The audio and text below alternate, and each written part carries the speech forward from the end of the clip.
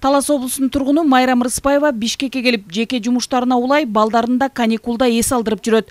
Быйыл улуу кызы 1-класска, уулу даярдоо классына барат. Окуучулардын кийими бирдиктүү мектеп формасы эмес, ата-энелердин чама-чаркы жеткидей эле болсо деген ойдо. Менин бир кыз, бир балам бар. Алар быйыл 1-класска барышат. Бизге ошо ак кофта, кара юбка самый оптимальный вариант. И эмеге дагы, бюджетке дагы арзан дагы, жарашыгы да жакшы, отурушу жакшы. Башка лишний жанагындай костюм, чермый дегендери кереги жок. Окуучулар үчүн мектеп формасын киргизүүнү депутаттар тобу демилгелеп жатат. Өзгөртүү толуктоо киргизилген билим берүү жөнүндө мыйзам долбоору учурда коомдук талкууга коюлду.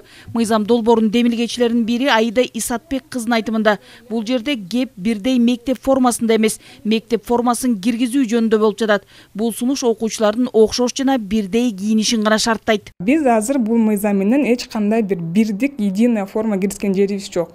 Ар бир мектеп өзүнүн формасын иштеп чыгышат. Ак көк деби, ак кара деби, буну ар бир мектеп өзү чечет да. Биз деген болгону ошо балдарыбыз баары тең окшош, анан тең кийинсин деген мааниде эле бул мыйзамды киргизип атабыз.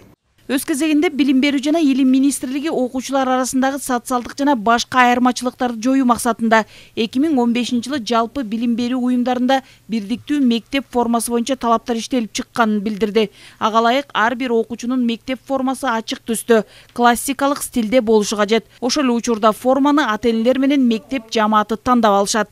Талаптар негизинде мектеп формасы тандалып алынат.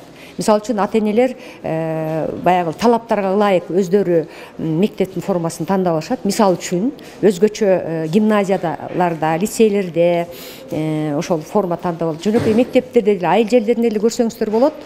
Үстү ак, асты кара же болбосо мындай кызыл, ачык түстөгү эмес, кызыл же болбосо көк, кара түстөгү костюм, шым. Мисал үчүн ак көйнөк, агыш, саргыч эме көйнөк балдар үчүн, кыздар үчүн болсо ошондой эле аларда деле уруксат берилет.